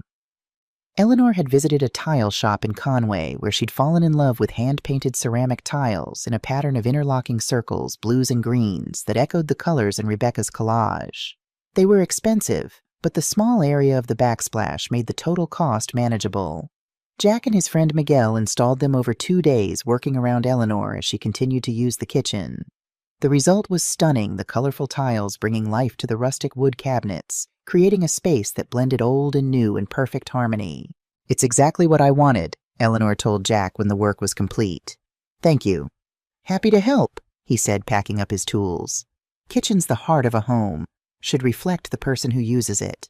That evening, Eleanor hosted dinner for the first time since moving to Pine Tree Valley. Diana, Susan, and Rebecca came bearing wine and dessert, exclaiming over the transformation of the kitchen and admiring the way Eleanor had displayed Rebecca's artwork. "I'm honored you chose that piece," Rebecca said, studying how the evening light played across her creation. "It was one of my favorites. I made it during my first winter here after my divorce. Those are pieces of the letters my ex and I wrote in college layered under new growth. Symbolic, I suppose." "I didn't know that," Eleanor said, seeing the piece with new eyes. "But perhaps I sensed it. I'm also starting over after a long winter." They ate at Eleanor's dining table, which she'd positioned near the large windows where the sunset painted the mountains in shades of gold and pink. The conversation flowed easily, covering town gossip book recommendations and plans for gardens now that the threat of frost was receding. "You've created a beautiful home here," Susan commented as Eleanor served coffee after dinner. "It feels lived in already, like you've been here for years." Eleanor looked around the space at Thomas's chair and her reading nook at the empty frame that still contained no picture at the table where friends were gathered at the kitchen with its vibrant new tiles. "It feels that way to me too," she said. "More home than house already." Later, after her guests had gone, Eleanor sat in Thomas's chair watching as stars appeared above the mountains. Her phone chimed with a text, Ryan responding to a brief update she'd sent earlier in the week. "Glad you're enjoying your trip, Mom. We're all good here. Mason made the baseball team. When do you think you'll be back?" Eleanor considered how to respond. She'd been giving Ryan only the vaguest information about her whereabouts, describing her absence as a trip or extended getaway, without mentioning the cabin or her permanent relocation. Part of her felt guilty about the deception, but another part, growing stronger each day, felt protective of this new life she was creating. She wasn't ready to share it with Ryan yet, wasn't prepared for his questions or potential disapproval. More importantly, she wasn't ready to risk him claiming a place in her new home before she had fully claimed it for herself. "Still figuring things out," she typed back. "Congratulations to Mason on making the team. Please send pictures when you can." She set the phone aside, knowing no pictures would come unless she followed up multiple times. That was the pattern they'd established over years, Ryan sharing information about Mason only when directly prompted, never volunteering updates without Eleanor's persistent interest. It was a pattern she was beginning to question, one of many she was reevaluating from the perspective of her new life. The distance, both physical and emotional, was providing clarity she hadn't expected. Her love for Ryan and Mason remained unchanged, but her willingness to accept scraps of their attention was diminishing daily. The next morning, Eleanor woke to birdsong, a welcome change from winter's silence. She carried her coffee to the back deck, now clear of snow, and sat watching as cardinals, chickadees, and nuthatches visited the feeder she'd installed at Jack's suggestion. Spring in the mountains was revealing itself to be a season of dramatic contrasts. Freezing mornings giving way to warm afternoons, patches of stubborn snow alongside emerging wildflowers, silent dawns followed by days full of bird calls and the sound of melting ice dripping from the roof. Eleanor was charting these changes in a journal she'd started keeping, recording not just the weather and wildlife, but her own internal shifts as well. Today's entry noted both the first sighting of a robin and a dream she'd had about Thomas I, where he'd been healthy again, sitting in his chair by the cabin's fireplace as if he belonged there. "I think he would have liked it here," she wrote. "Not just the place, but who I'm becoming in it." After breakfast, Eleanor drove into town for the weekly farmers market, which had recently moved outdoors to the town square after spending winter in the community center gymnasium. Though it was early in the growing season, local farmers offered greenhouse lettuce and spinach root vegetables stored from fall homemade breads and preserves and seedlings for gardens. Eleanor filled her basket with early produce, stopping to chat with vendors she now knew by name. 3 months ago, she'd been a stranger here. Now she was greeted with smiles of recognition, included in conversations about the slow arrival of spring, asked for her opinion on the town's debate about expanding the library's hours. "Eleanor," Margaret called from her bakery's stall, "I set aside some of those cranberry scones you liked. Sold out within an hour last week." "You're a lifesaver," Eleanor said, accepting the bag gratefully. "I've been thinking about these since last Saturday." "Plans this weekend?" Margaret asked as she made change. "The Historical Society is hosting that presentation on logging history tonight. Several of us are going to dinner at the Alpine Grill before. I'd love to join you," Eleanor said, surprised at how easily the acceptance came. In Lexington, she'd gradually stopped accepting invitations, tired of being the fifth wheel among couples or the quiet one at the end of the table. Here she found herself saying yes more often than no, drawn by genuine interest rather than obligation. As she continued through the market, Eleanor spotted Jack at a stall selling seedlings, deep in conversation with the vendor about tomato varieties. She waved, but didn't interrupt, continuing to the cheese seller to select a soft goat cheese she'd discovered since moving to Pine Tree Valley. "Eleanor Thompson," a voice called from behind her. "Is that you?" She turned, confused by the familiar voice in this new context. Standing by a display of honey jars was Patricia Winters, her former neighbor from Lexington. "Patricia," Eleanor said, genuinely shocked. "What are you doing here?" "Visiting my sister," Patricia explained, gesturing to the honey vendor. "She's lived here for years. I come up every spring to help with the bees." She looked Eleanor up and down. "But what are you doing here? And with a full shopping basket, no less. You look like a local—" Eleanor felt oddly caught out, as if she'd been discovered in a secret life, which in a way she had. I bought a cabin here, back in February." Patricia's eyebrows shot up. "A cabin? You moved away, but your house I still see lights on in the evenings." "I rented it out," Eleanor explained, aware that a small crowd of curious locals was now listening to their conversation. "I needed a change." "Does Ryan know? He came by looking for you a few weeks ago. I told him I'd seen you bringing in groceries just the day before, but I must have been mistaken." Eleanor's stomach tightened. Ryan had actually come to the house. He hadn't mentioned this in any of his texts.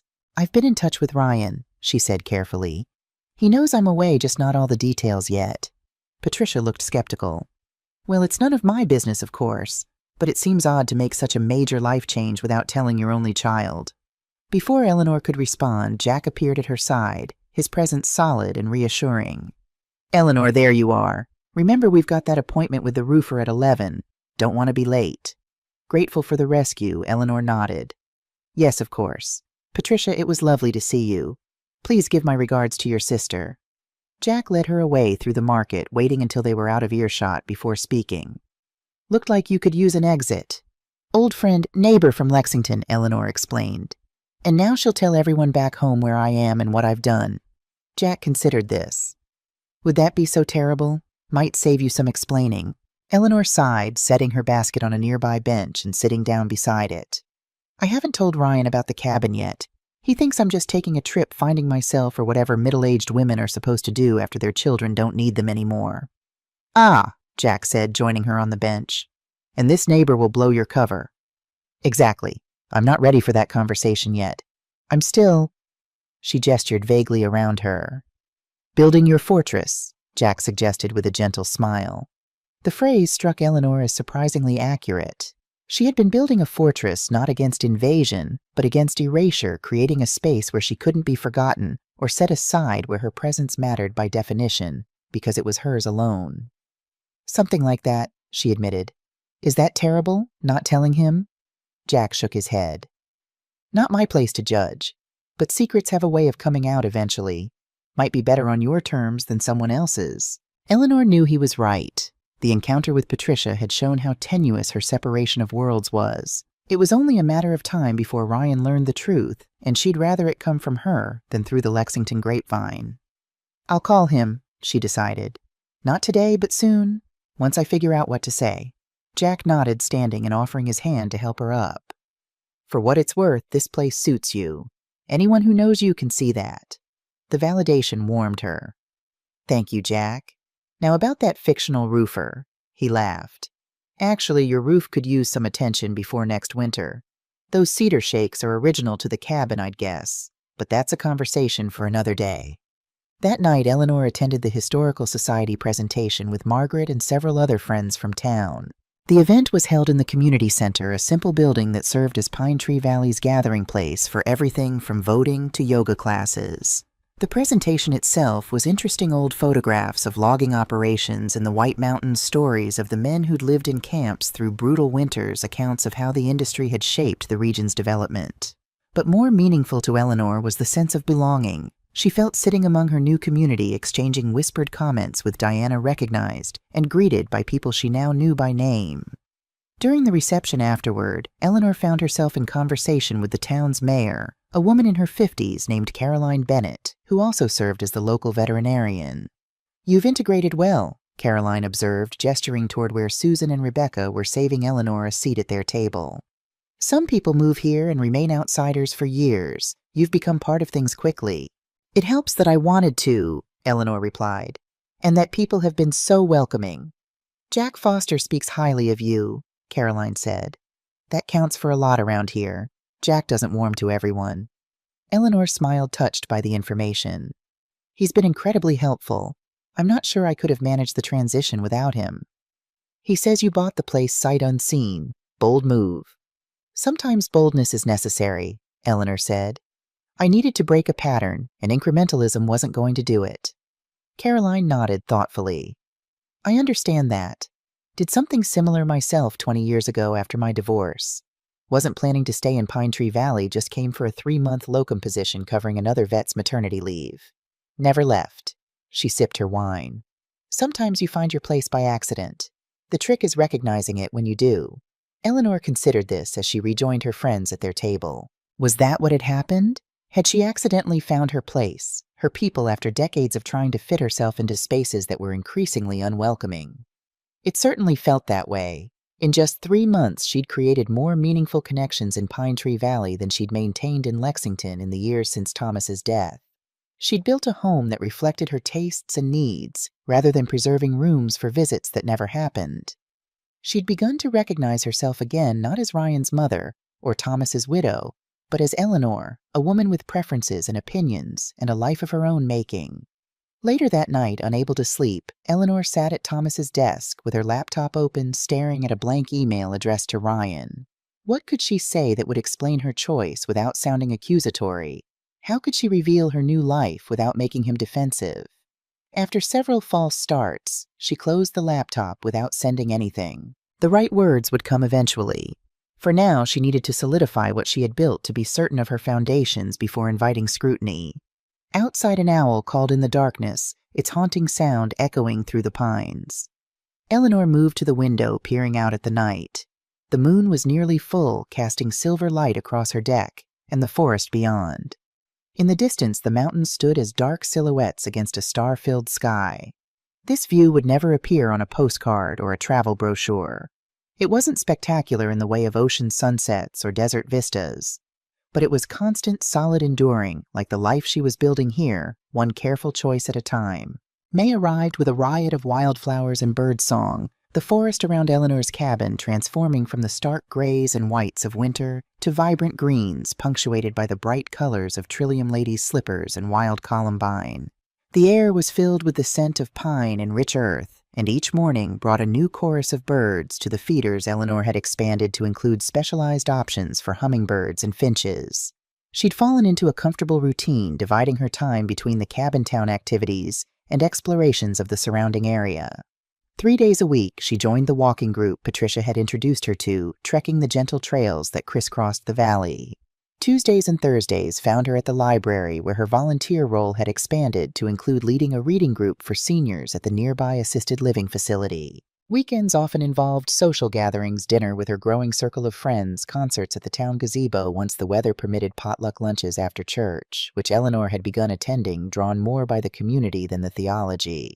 Her calendar, once painfully empty except for doctor's appointments and grocery shopping, was now pleasantly full. The cabin, too, continued to evolve. Jack had helped her create a small vegetable garden on the sunny side of the property, where she was now growing lettuce, radishes, and peas, with plans for tomatoes and cucumbers, once the threat of frost fully passed. The kitchen renovation had expanded to include new countertops, butcher block, to replace the worn laminate, in the bathroom now featured a repaired clawfoot tub with a new fixture allowing for proper showers. Eleanor had just returned from a morning walk, a solitary trek to a small waterfall Jack had told her about, when she noticed a car in her driveway, an unfamiliar sedan with Massachusetts plates. Her heart jumped to her throat. Had Ryan finally tracked her down? But as she approached cautiously, the driver's door opened to reveal not Ryan, but a woman in a crisp pantsuit, her blonde hair pulled back in a severe bun. It took Eleanor a moment to recognize Stephanie, her daughter-in-law, whom she hadn't seen in person since Christmas over a year ago. "Stephanie," Eleanor said, unable to keep the shock from her voice. "What are you doing here?" Stephanie's expression was cool, professional, as if she were meeting with a client rather than family. "Eleanor, you're a difficult woman to find." "How did you find me?" Eleanor asked, still standing several feet away, keys clutched in her hand. "Patricia Winters told Ryan she'd seen you at a farmer's market in New Hampshire. It took some detective work from there. Property records are public." Eleanor nodded, unsurprised but disappointed. She'd known this confrontation was coming, had been preparing for it mentally, but she'd hoped to be the one to initiate it on her own terms. "Would you like to come in?" she asked, gesturing toward the cabin. Stephanie glanced at the cedar-sided structure with poorly disguised judgment. "Yes, I think we need to talk." Inside, Eleanor busied herself making tea, grateful for the familiar ritual as she gathered her thoughts. Stephanie stood in the center of the living room, examining the space with the critical eye of someone assessing property value rather than comfort. "It's rustic," she said, finally accepting the mug Eleanor offered. "It suits me," Eleanor replied simply, gesturing for Stephanie to sit. "Now, what brings you all the way to New Hampshire? Is everything all right with Ryan and Mason?" Stephanie took a seat on the edge of the sofa, her posture rigid. "They're fine. Mason misses you, of course. Ryan has been worried." Eleanor doubted both statements, but kept her expression neutral. "I've been in regular contact with Ryan. He knows I'm safe and well." "What he knows," Stephanie said with a slight edge to her voice, "is that his mother disappeared without warning, gave up her family home, and has been sending cryptic messages about finding herself for months. What he doesn't know is why you felt the need to run away rather than simply talking to us about whatever issues you're having." The condescension in Stephanie's tone, as if Eleanor were a teenager who had rebelliously run away from home rather than a grown woman making a deliberate life choice, stoked a slow anger in her chest. "I didn't run away," Eleanor said carefully. "I moved. There's a difference." "Without telling anyone." "I told Ryan I was taking time for myself. I didn't share details because I was still figuring things out." She paused, meeting Stephanie's gaze directly. "And frankly, because I didn't want to be talked out of it, or made to feel guilty for prioritizing my own needs for once." Stephanie's eyebrows rose slightly at the directness. I see. And now that you've figured things out, were you planning to tell us you'd abandoned your life in Massachusetts for a cabin in the woods? I haven't abandoned anything, Eleanor countered. I've relocated. People do it all the time, Stephanie. They move for new jobs, for better climates, to be near family, or to create a life that feels meaningful to them. Most people discuss major life changes with their family first, Stephanie said, especially when those changes might affect others.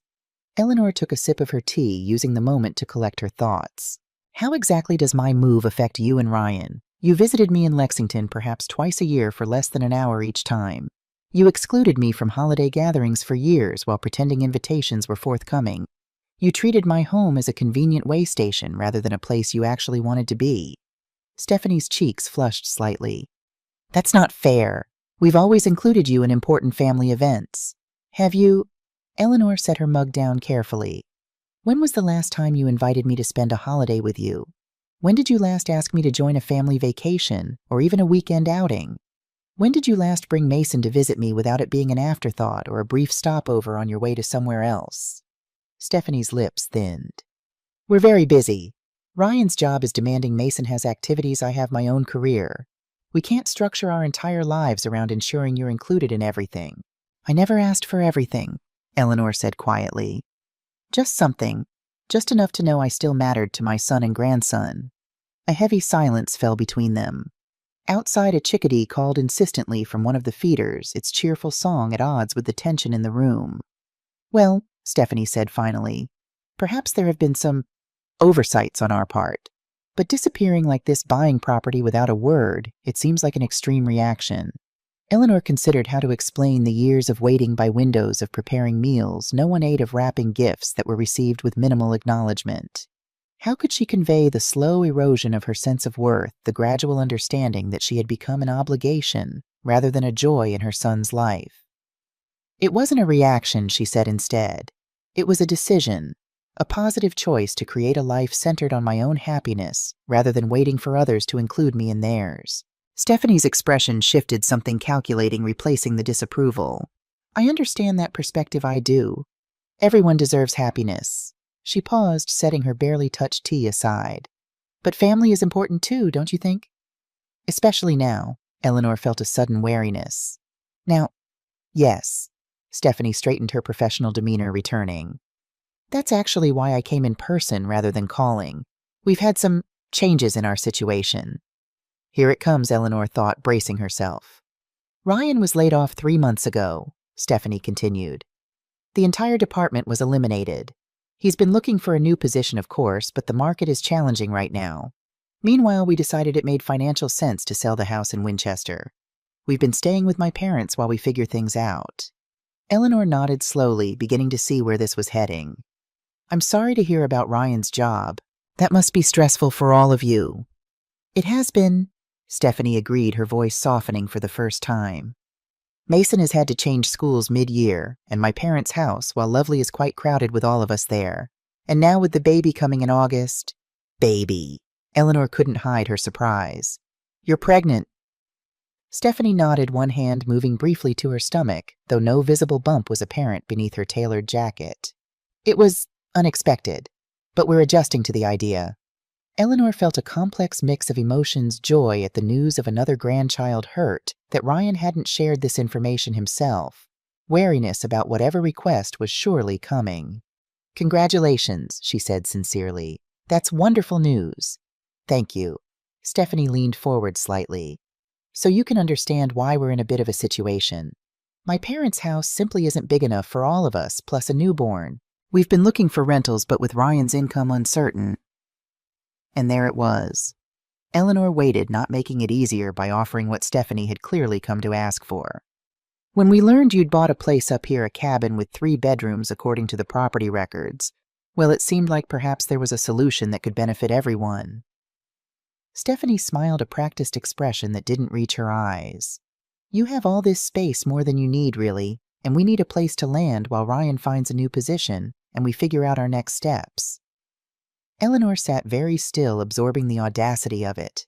After years of minimal contact, after being an afterthought in their lives, she was now expected to offer her new home the sanctuary she'd created for herself as a landing pad for a family who had consistently demonstrated she was not a priority. "You want to move in here?" she said flatly. "All of you." "Just temporarily," Stephanie assured her. "6 months at most, just until the baby is born and Ryan finds something stable. We'd contribute to utilities, of course, and help with maintenance. It would give Mason a chance to really know his grandmother, and you'd get to be part of the new baby's early months."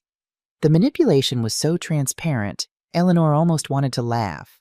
Stephanie was dangling access to her grandchildren as bait, assuming Eleanor would be so grateful for inclusion that she would sacrifice the independence she'd fought to create.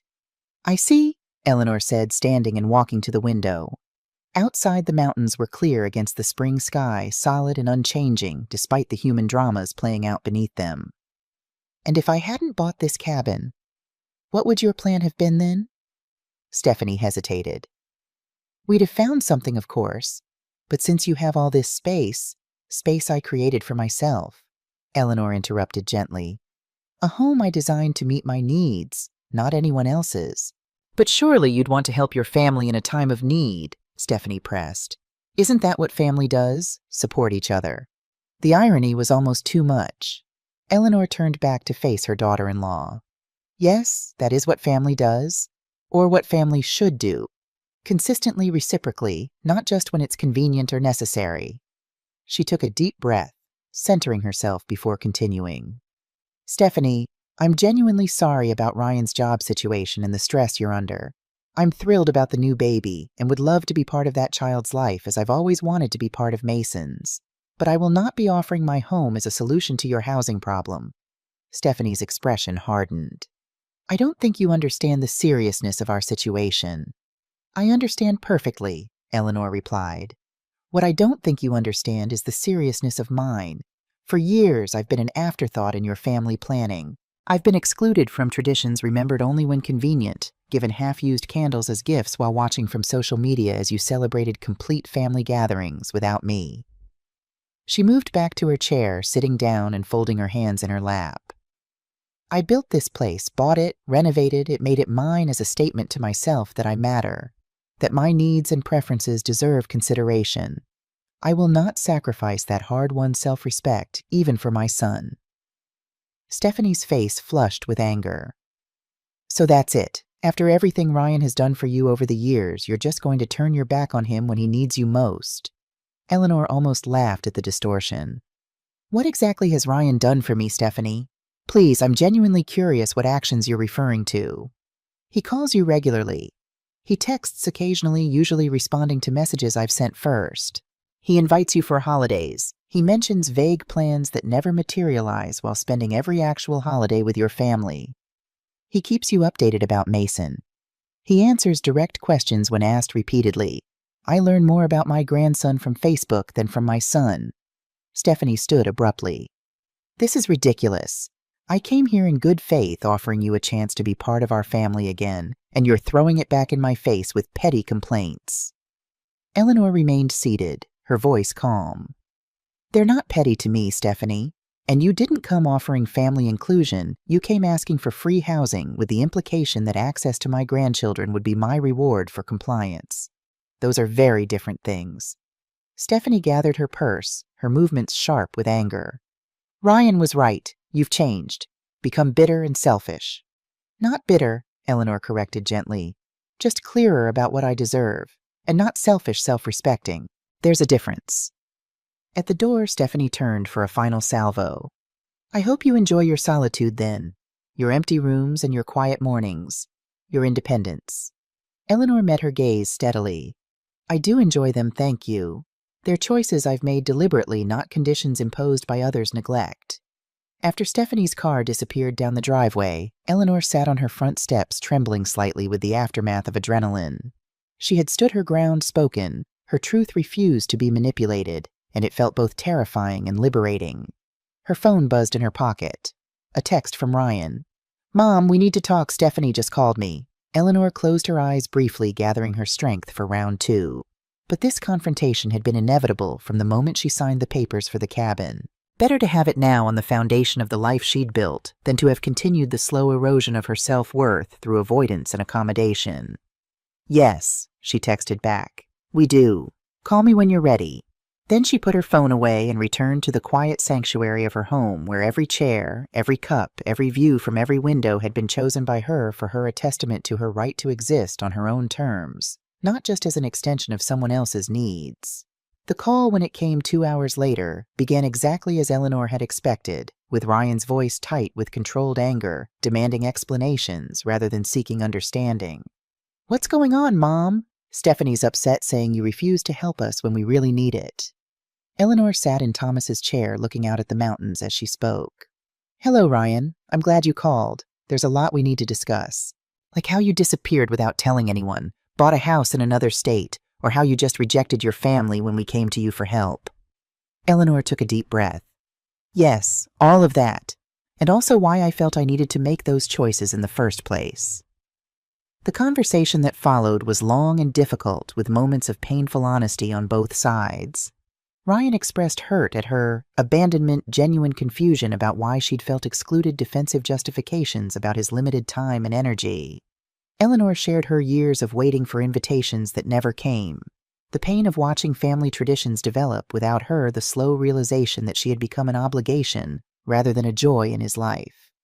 I never meant for you to feel that way, Ryan said at one point, his voice softer. It's just been so busy trying to build my career, be a good dad, keep Stephanie happy. Something had to give. And that something was me, Eleanor said gently. I understand the choice, Ryan. I just don't accept that it was the only option. They talked about the baby due in August, a girl, and about Mason's struggle with changing schools. They talked about Ryan's job search and the challenges of living with in-laws. They talked about the cabin, about Eleanor's new friends, about the life she was building in Pine Tree Valley. I still don't understand why you couldn't just tell me, Ryan said. Why the secrecy? I needed to do this without negotiation or permission, Eleanor explained. To make a choice that was entirely mine, not filtered through anyone else's approval. Can you understand that? There was a long pause. I think so, Ryan said finally. But I still think you should reconsider letting us stay with you, just until we get back on our feet. Eleanor sighed. He'd heard her words, but missed their meaning entirely. No, Ryan, that's not going to happen. This is my home, not a way station for your family until something better comes along. So you're just abandoning us when we need you. The anger was back in his voice. I'm not abandoning you, Eleanor said firmly. I'm maintaining healthy boundaries. There's a difference. I'm happy to help in other ways financially if needed, or with childcare once the baby arrives. But my home is not available for your family to occupy. Ryan was quiet for so long, Eleanor thought he might have hung up. Finally, he spoke, his voice tight. I don't think I know you anymore. Maybe you never did, Eleanor replied softly. Maybe you knew a version of me that existed to accommodate your needs without having many of her own. That version is gone, Ryan. I hope you can get to know the real me someday. After they hung up, Eleanor sat for a long time watching as evening shadows lengthened across her yard.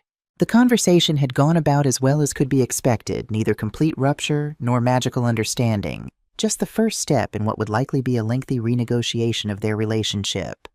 Her phone buzzed again. This time it was Diana. Still on for dinner tomorrow, Susan's making her famous lasagna. Eleanor smiled, texting back a quick confirmation. Whatever happened with Ryan, whatever challenges lay ahead in rebuilding that relationship on more equal footing, she had created something valuable here, a life filled with genuine connections, meaningful activities, and a home that reflected her true self. It wasn't perfect. There were still empty spaces, still moments of loneliness, still things she missed about her old life. But it was real, and it was hers, built through choices rather than circumstance, authentic rather than accommodating. As darkness fell, Eleanor lit a fire in the fireplace, more for companionship than warmth on the mild spring evening. The flames cast dancing shadows across the room, illuminating the empty frame she'd hung months ago, still containing no picture. She studied it thoughtfully, understanding now what she'd intuitively known when she'd purchased it. It wasn't meant to hold a photograph or artwork. It was a symbol, a frame around empty space that had value precisely because it was hers to fill or leave vacant as she chose, like the life she was creating, one careful choice at a time.